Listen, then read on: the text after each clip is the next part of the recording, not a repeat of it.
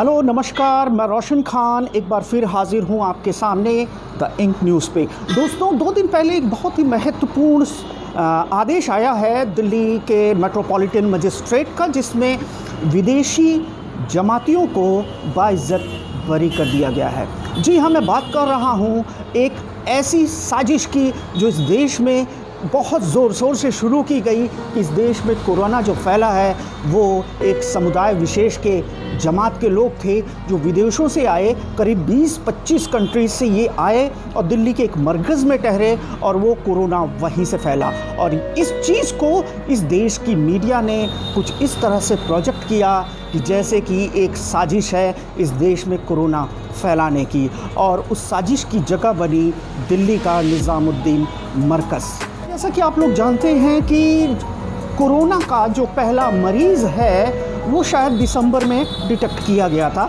हिंदुस्तान में। उसके बाद ये अनवरत पूरे दुनिया में फैलता रहा और हिंदुस्तान में भी बहुत थोड़े नंबर्स थे और ये बढ़ता रहा। लेकिन इस पे एक बारगी नज़र तब पड़ी जब दिल्ली के निज़ामुद्दीन मरकज़ पर कुछ जमातियों को पॉजिटिव पाया गया। मैं आपको क्रोनोलॉजी समझाता हूँ। आप लोग जानते हैं किस तरीके से इस देश में कुछ कानून पास किए गए जो एक समुदाय विशेष को सूट नहीं किए।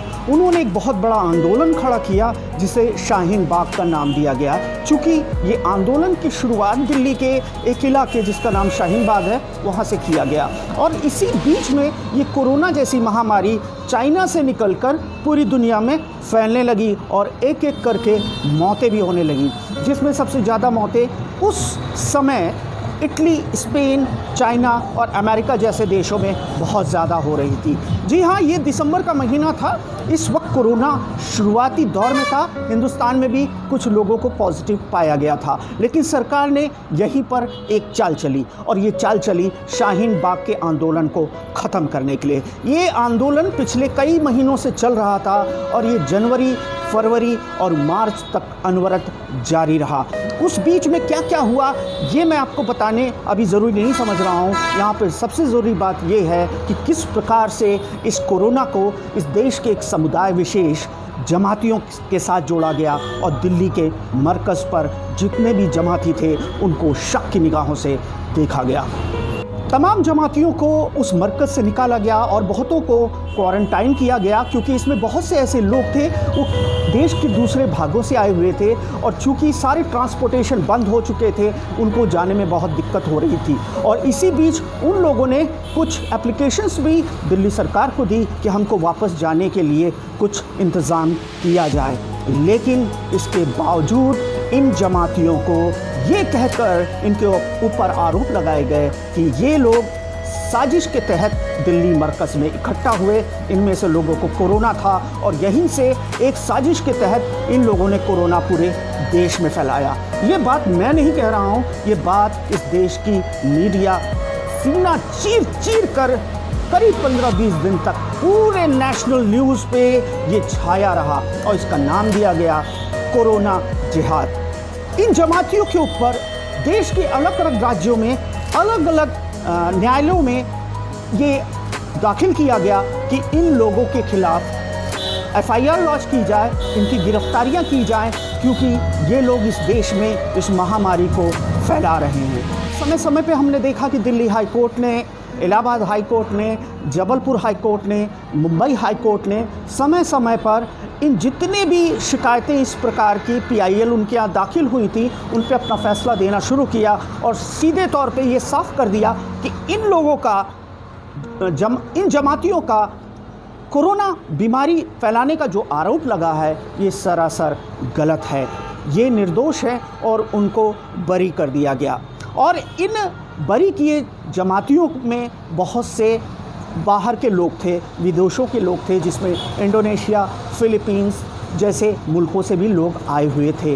इनमें से कुछ तो ऐसे थे कि जो दिल्ली मरकज़ गए ही नहीं। वो 14 नंबर ऐसे लोगों के थे जो कि दिल्ली मरकज़ गए ही नहीं थे और उनके ऊपर भी आरोप लगाया गया कि दिल्ली मरकज़ से इन्होंने कोरोना फैलाने की साजिश रची। कहा जाता है कि सत्य परेशान हो सकता है, कभी हारता नहीं है, आखिर इस देश के न्यायालयों ने ये साबित कर दिया कि ये बहुत बड़ी साजिश थी एक समुदाय विशेष को बदनाम करने के लिए और इसका फ़ायदा एक राजनीतिक पार्टी को पहुंचाने के लिए। और ये नफ़रतों की राजनीति पिछले कई सालों से अनवरत चल रही है और एक विशेष समुदाय को टारगेट किया जा रहा है। कभी उसके ऊपर ये टारगेट सचिवालय जिहाद के नाम पे, कभी ये लव जिहाद के नाम पे और कभी ये कोरोना जिहाद के नाम से इस देश में चल रहा है। सवाल यहाँ पे ये है कि मैं इतने दिनों बाद ये मुद्दा क्यों लेकर आया हूँ। ये मुद्दा मैं इसलिए लेकर आया हूँ कि ये बहुत बड़ा एक ऐसी साजिश थी जो इस देश में चल रही थी। शायद इसमें सरकार का भी कुछ हाथ था और कट्टरपंथी हिंदू संगठनों का भी इसमें हाथ था कि इस तरह की नफ़रतें जिस तरह से फैलेंगी, हिंदू मुसलमानों में पोलराइजेशन होगा और इससे भाजपा को सीधा सीधा फ़ायदा होगा। अभी परसों दिल्ली के मेट्रोपॉलिटन मजिस्ट्रेट ने भी कुछ ऐसे जमातियों को बाइज्जत बरी कर दिया जिनके ऊपर भी शायद इसी तरह के आरोप थे। अब यहाँ पे सबसे बड़ी बात जो निकल कर आती है कि जो मीडिया हाउसेस, जो ये राष्ट्रीय चैनल्स थे, जिस तरह से इन्होंने मार्च और अप्रैल में लगातार 24 घंटे इसको एक बहुत बड़ा इशू बनाए रखा, इस पे दिन रात विधवा विलाप करते रहे और ये साबित करने की पुरजोर कोशिश करते रहे कि जमात के लोगों ने इस देश में कोरोना फैलाया, ये कोरोना लेकर आए और इस हिंदुस्तान में फैलाया जिससे कि बहुत से लोगों की जान चली गई। इन्हीं में से बहुत से ऐसे लोग थे जो दिल्ली मरकज़ गए ही नहीं थे।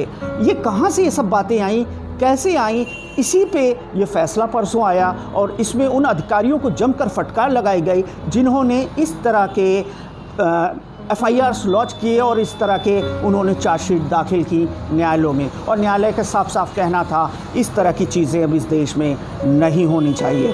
तो जितने भी ये विदेशी नागरिक थे जो कि इस जमात में दिल्ली मरकज़ आए थे, यहाँ तक कि और भी मरकज़ हैं इस हिंदुस्तान में जहाँ वो गए थे और उन सबको उन्होंने बाइज्जत बरी किया। और इसी बीच मैं भी ये भी बताता चलूँ कि सरकार ने ऐसे बहुत से जमाती संगठन थे जो विदेशों से आए थे, उनको 10 साल के लिए ब्लैक लिस्टेड भी कर दिया था बिना किसी जांच के। और इनमें से बहुत से लोग यहाँ पे 6-6 महीने जेलों में रहे, निर्दोष लोग जेलों में रहे और वो यहाँ से जब अपने देश गए तो बताइए हिंदुस्तान के बारे में वो कैसे कैसे विचार लेकर गए होंगे, उनका माइंडसेट क्या कहता होगा। एक देश जो पूरी संस्कृतियों को अपने यहाँ समाहित करने की बात करता है, वसुधैव कुटुंबकम की बात करता है, उस महान संस्कृति में आज के दौर में ऐसे लोग रह रहे हैं जो शायद सिर्फ और सिर्फ नफ़रत परोस रहे हैं।